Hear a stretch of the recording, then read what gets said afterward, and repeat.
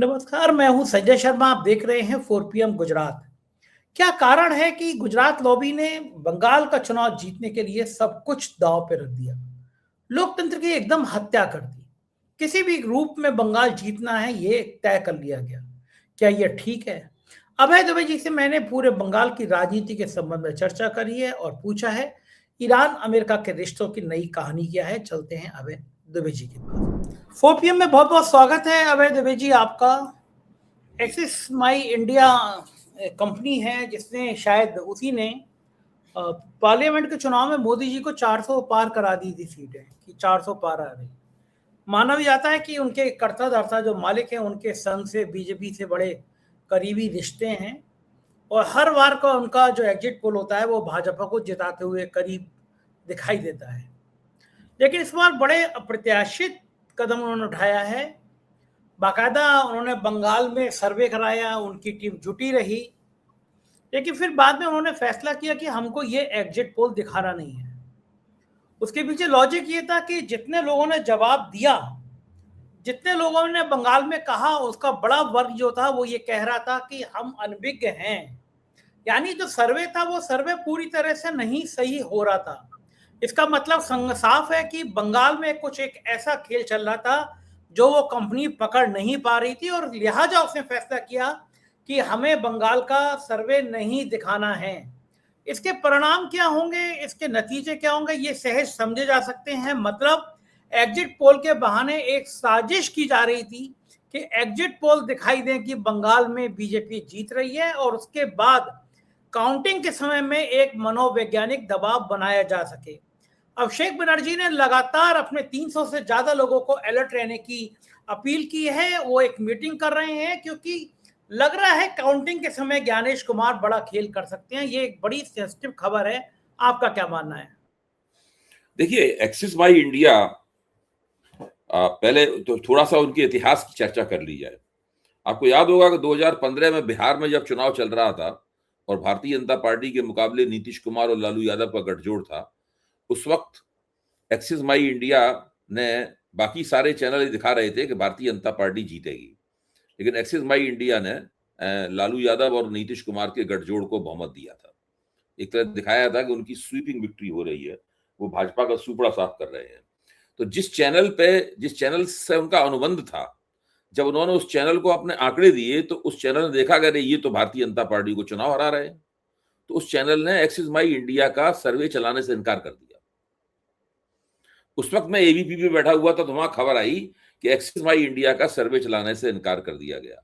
तब वहां पर प्रदीप गुप्ता आए, थोड़ी देर बाद हम लोगों से उनकी मुलाकात हुई, तब हमने पहली बार मैं उनसे मिला और उस घटना ने एक्सिस माई इंडिया की साख को बहुत बढ़ा दिया, क्योंकि एक्सिस माई इंडिया ने जो कहा था वही सही निकला और दूसरे चैनलों ने जो कहा था वो गलत निकला, दूसरी एजेंसियों ने जो कहा था वो गलत निकला। तो वहां से इनकी यात्रा शुरू होती है। उसके बाद इन्होंने कुछ और चुनावों में भी ओपिनियन पोल और एग्जिट पोल करके कुछ अच्छे परिणाम निकाले जो सही निकले। कुछ चुनावों में गलत भी हुए, लेकिन काफी चुनावों में उनका माना जाता था कि उनका स्ट्राइक रेट करीब 80% है, यानी 80% उनकी भविष्यवाणियां सही साबित होती हैं, 15-20% गलत साबित होती हैं। तो प्रदीप गुप्ता की साख लगातार बढ़ती चली गई, बाजार में उनका दाम भी उनका बढ़ता चला गया। वो आमतौर पर आज तक चैनल के लिए ही वो करने लगे अपना काम। फिर आई 2024 में नरेंद्र मोदी ने जैसे ही 3 राज्यों के चुनाव जीते, उन्होंने ऐलान किया अब की बार 400 पार।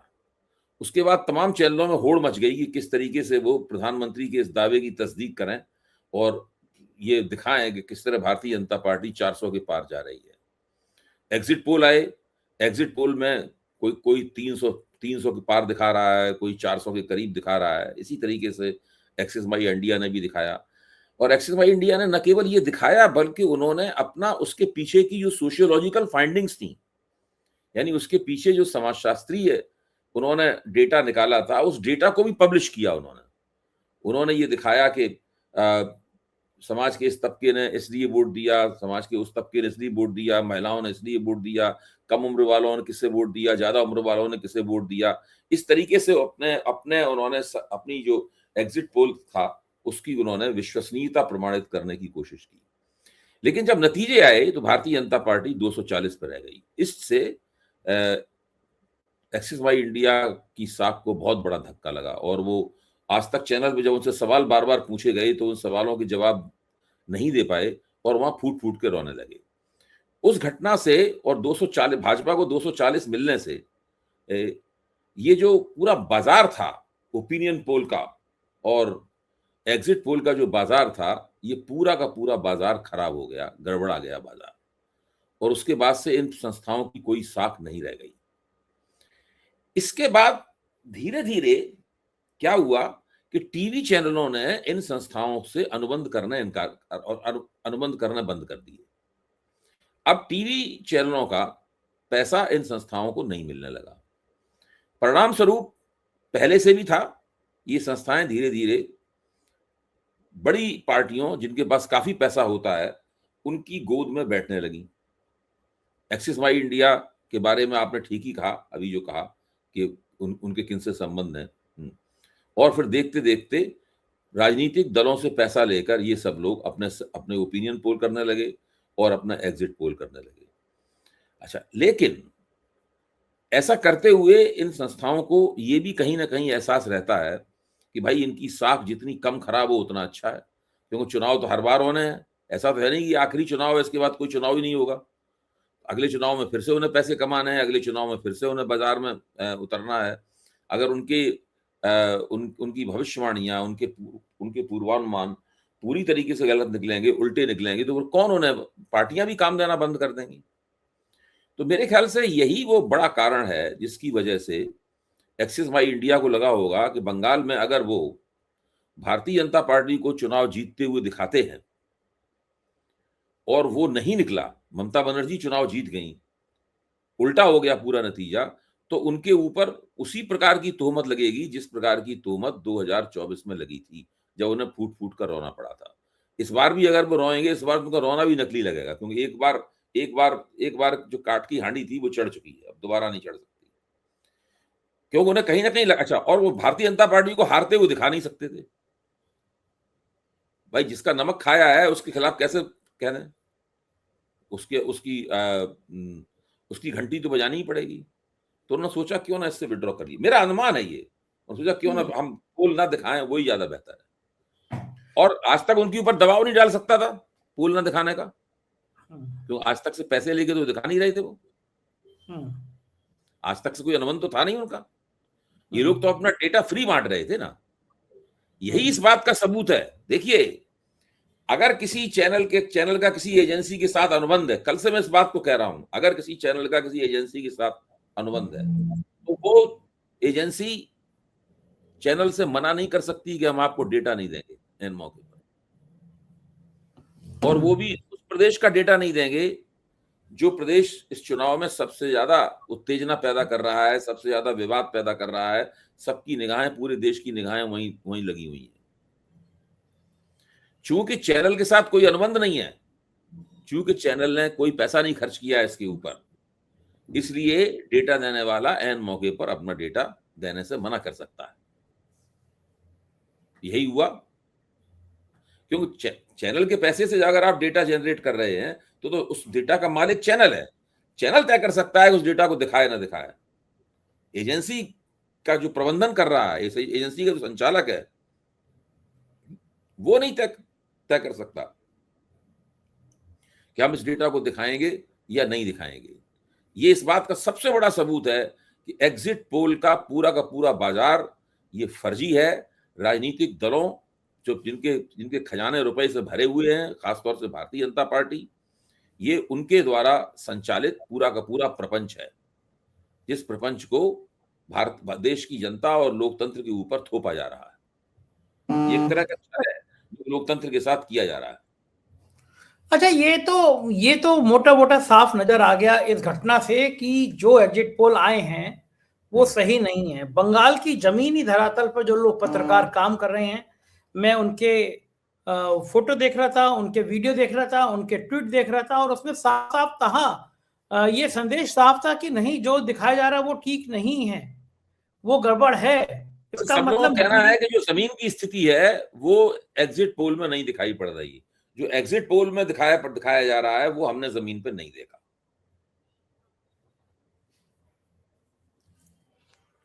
तो यानी ये एक आप कर रहे हैं। तो इसका मतलब ये है कि चुनाव से पहले धांधली हुई और अब मतगणना से पहले भी प्लानिंग की जा रही है। कल जो वीडियो जारी हुआ, जिस तरह ममता बनर्जी पहुंच गई स्ट्रांग रूम में, ये इस बात का भी संदेशा है कि ज्ञानेश कुमार अपने ज्ञान की गंगा लास्ट तक बहाएंगे। यानी मतगणना पे भी कुछ बड़ा अनिष्ट हो सकता है, ऐसी संभावना जताई जा रही है। क्या ये संभावना सही हो सकती है? कुछ भी हो सकता है। मैं तो मानता हूं कि भारतीय जनता पार्टी किसी भी कीमत पर येन केन प्रकारेण बाई हुक एंड क्रुक इस चुनाव को जीतना चाहती है।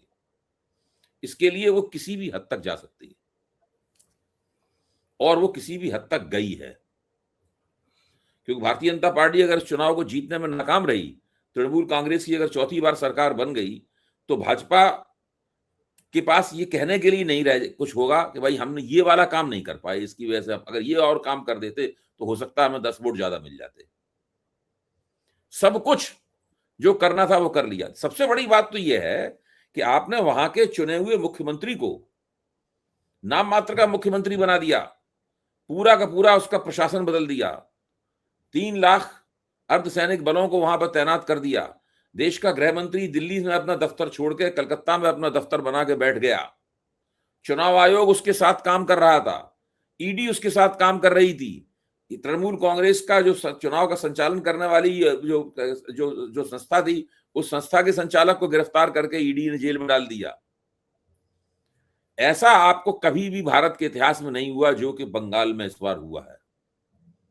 इसके बावजूद भी उनके जो चहेते पोलस्टर हैं वो एग्जिट पोल दिखाने की हिम्मत नहीं कर पा रहे। इससे आप अंदाजा लगा सकते हैं कि बंगाल में ममता बनर्जी ने क्या कमाल किया है।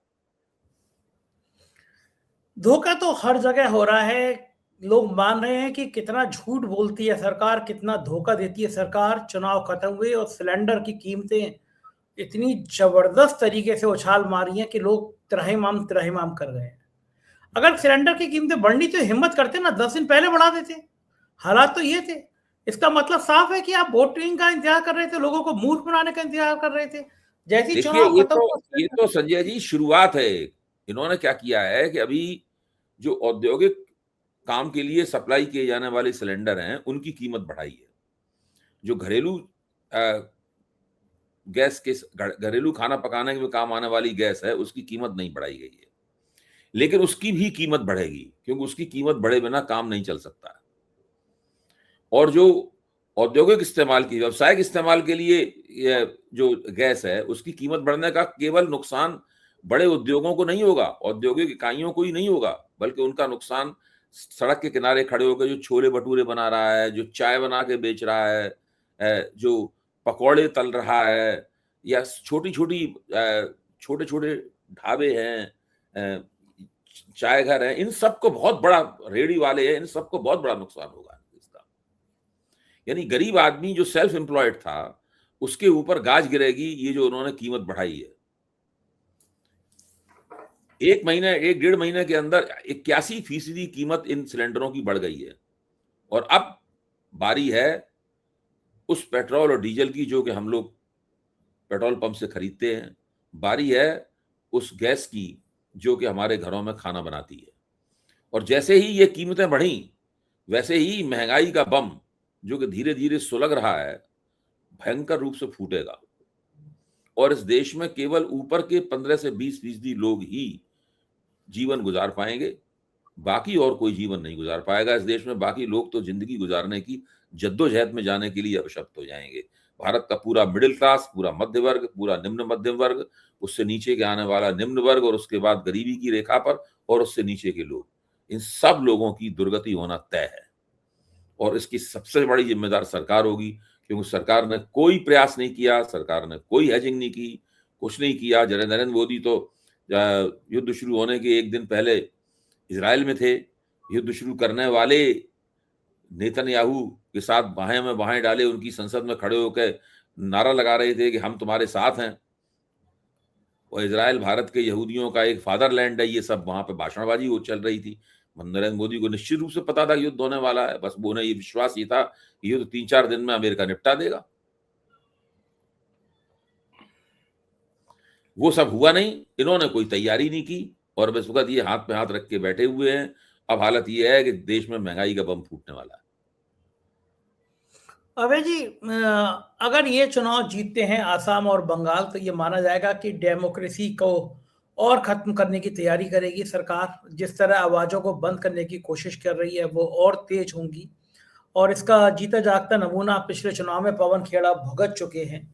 होना ये चाहिए था, जब उन्होंने सबूत रखे थे तो उन सबूतों की जांच होनी चाहिए थी, बजाय इसके कि पवन खेड़ा को बार बार हाई कोर्ट सुप्रीम कोर्ट भागना पड़ा। अंततः सुप्रीम कोर्ट से जमानत हुई, लेकिन असम पुलिस के सामने उनको पेश होना होगा, और असम पुलिस उनके साथ क्या करेगी ये कोई छुपी हुई बात नहीं है अगर सरकार फिर से आ जाती है। क्या इस लोकतंत्र में अगर कोई सबूत मिलते हैं तो सबूत को सामने रखना गुनाह है? इतनी कड़ी सजा दी जाएगी? हो क्या रहा है इस देश में? देखिए, ये तो मामला बहुत आईने की तरह साफ है। पवन खेड़ा ने दिल्ली में एक प्रेस कॉन्फ्रेंस की। उस प्रेस कॉन्फ्रेंस में उन्होंने असम के मुख्यमंत्री हेमंता विश्व शर्मा की पत्नी के ऊपर आरोप लगाए कि उनके पास भारत के पासपोर्ट के साथ साथ और भी देशों के पासपोर्ट हैं, यानी उनके पास भारत का पासपोर्ट रखने के बाद अब और देशों की नागरिकता नहीं रख सकते, भारत की नागरिकता। उसके बाद उन्होंने आरोप लगाया कि भाई ये इनके पास हजारों करोड़ रुपए की अवैध संपत्ति है, दुबई में और अमेरिका में उतनी अवैध संपत्ति है।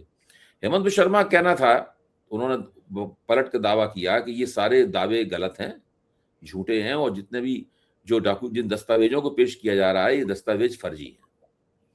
तो उन्होंने मानहानि और फर्जी दस्तावेज, इन दोनों के आरोप में उनके खिलाफ एफआईआर दर्ज कराई, और असम की पुलिस 70-80 के दल बदल समेत पवन खेड़ा के घर पे आकर दिल्ली में टूट पड़ी। पवन खेड़ा भूमिगत हो गए, वो उनके हाथ नहीं चढ़े। तो चारों तरफ ये सवाल उठा कि भाई मानहानि के मामले के अंदर तो कोई इस तरह से पुलिस आके गिरफ्तारियां नहीं करती, अदालत में चलने देना चाहिए था मामला। अगर वो फर्जी हैं दस्तावेज, तो उन फर्जी दस्तावेजों की कोई जांच पड़ताल की गई होगी। भाई ऐसा थोड़ी ना होता है। अगर एक ने दूसरे के ऊपर एक राजनीतिक व्यक्ति ने दूसरे राजनीतिक व्यक्ति के ऊपर आरोप लगाए, एक व्यक्ति कहता है कि भाई हमारे खिलाफ फर्जी दस्तावेज पेश किए गए, तो उसकी वो जांच होगी, उसके खिलाफ एफआईआर दर्ज कर दी, ये जांच कीजिए। उसके बाद पुलिस ने अचानक जादू की तरह ये कैसे तय कर लिया कि वो दस्तावेज फर्जी हैं, और आके वो इस मामले के अंदर उन्होंने पवन खेड़ा के ऊपर चढ़ाई कर दी। पवन खेड़ा जानते थे कि इस देश की और कोई भी अदालत, जो भारतीय जनता पार्टी के शासित राज्य हैं, वहां की कोई भी अदालत उनको जमानत नहीं देगी। इसलिए उन्होंने दिल्ली हाई कोर्ट में जाने की बजाय तेलंगाना हाई कोर्ट में जाना तय किया, और वो तेलंगाना हाई कोर्ट से अपने लिए अंतरिम जमानत ले आए। जैसे ही वो अंतरिम जमानत वहां से लाए, उस जमानत के खिलाफ ये लोग सुप्रीम कोर्ट में चले गए। सुप्रीम कोर्ट ने तेलंगाना हाई कोर्ट को नसीहत दी कि आपने भाई क्षेत्राधिकार का ध्यान ही नहीं रखा। ये दिलचस्प बात है कि तेलंगाना हाई कोर्ट ने क्षेत्राधिकार का ध्यान नहीं रखा, लेकिन असम पुलिस ने भी क्षेत्राधिकार का ध्यान नहीं रखा। जो घटना हुई थी वो घटना दिल्ली में हुई थी, उसकी एफआईआर असम में क्यों लिखी गई? दिल्ली के थाने में एफआईआर लिखाते उसकी, दिल्ली पुलिस उसकी जांच करती, उसके बाद पवन खेड़ा के खिलाफ जो उसे कार्रवाई करनी होती वो करती। बहरहाल जब तेलंगाना ने जमानत दे दी, लेकिन सुप्रीम कोर्ट ने जब उसके ऊपर रोक लगा दी, तो फिर वो गुवाहाटी हाई कोर्ट में गए, वहां से उन्हें जमानत नहीं मिली। फिर आके वो सुप्रीम कोर्ट में आए और सुप्रीम कोर्ट से उन्हें अंतरिम जमानत प्राप्त हुई। इस वक्त उन्हें सुप्रीम कोर्ट की अंतरिम जमानत प्राप्त हो चुकी है, और सुप्रीम कोर्ट के जजों ने ये लिखा है कि ये मामला राजनीतिक प्रतिद्वंद्विता का मामला लग रहा है। इस मामले में गिरफ्तारी की बात सही नहीं है, और राजनीतिक जब चक्कर हो तो वहां पुलिस को गिरफ्तारी करने में इतनी तत्परता नहीं दिखानी चाहिए। हम इस राजनीतिक होड़ के चक्कर में किसी व्यक्ति की निजी स्वतंत्रता को बाधित नहीं कर सकते, ये अदालत ने लिखा है। तो अब आप इससे बिल्कुल पूरा मामला साफ है। अगर आप भारतीय जनता पार्टी के हैं और सत्ताधारी हैं, तो आप अपने खिलाफ आरोप लगाने वालों के खिलाफ अपनी पुलिस छोड़ सकते हैं, उनके खिलाफ वो देश के किसी भी कोने में क्यों ना हो। इससे ही संदेश देने की कोशिश की जाती है कि हमारे ऊपर इल्जाम लगाया तो हम देख लेंगे, तुम्हारी खैर नहीं है अगर हमारे ऊपर इल्जाम लगाया। वही सब हो रहा है। पवन खेड़ा का मुकदमा इस बात का सबसे बड़ा प्रमाण है कि विपक्ष अगर इल्जाम लगाएगा तो विपक्ष के ऊपर पुलिस और जांच टूट पड़ेगी। ये तो लग रहा है। तो दूसरी खबर ईरान से जुड़ी हुई है। अमेरिका खबर आ रही है कि अमेरिका पहली बार ईरान के खिलाफ हाइपरसोनिक मिसाइलों का इस्तेमाल कर सकता है। अमेरिका की सेंट्रल कमांड के एक कमांडर ने राष्ट्रपति ट्रंप को ईरान के खिलाफ संभावित हमला करने के विकल्पों की जानकारी दी है। फॉक्स न्यूज के मुताबिक एडमिरल ब्रैड कपूर ने व्हाइट हाउस के सिचुएशन रूम में ट्रंप के संग बैठक में ये विकल्प पेश किए हैं। इसमें बताया गया अगर ट्रंप दोबारा हमले का फैसला लेते हैं तो एक बहुत छोटा लेकिन बहुत तीखा, बड़ा, ताकतवर हमला किया जा सकता है। इससे ईरान को बहुत भयंकर रूप से नुकसान हो सकता है। देखिए, ये बात दोनों तरफ से सही है, क्योंकि सारा मीडिया अमेरिका नियंत्रित होता है, इसलिए वो अमेरिका की बातों को बहुत बढ़ा चढ़ा के पेश करता है। अमेरिका ज्यादा बड़ी फौजी ताकत है, दुनिया की सबसे बड़ी फौजी ताकत है, उसके पास तरह तरह की टेक्नोलॉजी में कोई जवाब नहीं है, उसके पास तरह तरह के बम है। ये पहले अमेरिका उन बमों की बड़ी चर्चा करता था कि एक बम गिरेगा तो वो 200 मीटर तक की नीचे जो सुरंग में 200 मीटर नीचे जो तहखाना बना होगा उसको भी नष्ट कर देगा। ये बाद में पता चला कि वो तो 200 मीटर से कहीं ज्यादा नीचे बना हुआ है ईरानी तहखाना, इसमें मिसाइलें और एटमी सामग्री रखी हुई है। तो ऊपर बम गिर के नष्ट करते रहे, उनके तहखानों का कुछ नहीं बिगड़ा। तो इस प्रकार की हाई टेक्नोलॉजी बातें और हाई फाई बातें बहुत की जाती हैं। हमारे पास ये है, हमारे पास सुपरसोनिक है, हमारे पास ये है, वो है, सब की जाती हैं। इन बातों का कोई महत्व नहीं है। सवाल यह है कि अमेरिका को क्या चाहिए। अमेरिका को ईरान का मिसाइल सिस्टम नष्ट करना है, अमेरिका को ईरान का जो संवर्धित यूरेनियम है जो ईरान से छीनना है। ये दो काम अमेरिका कैसे करेगा? अगर वो कोई बड़ी मिसाइल या हथियार चला के ईरान के 10-5 हजार लोगों को और मार डालता है, उससे नहीं युद्ध जीत सकता वो। और 3-4 हजार बिल्डिंगें गिरा देगा ईरान की, एक आध बिजली घर उड़ा देगा, 2 उड़ा देगा, 5 उड़ा देगा बिजली घर। इससे नहीं जीतेगा ईरान से। ईरान को हराने के लिए उसे ईरान का जो मिसाइल सिस्टम है वो नष्ट करना होगा।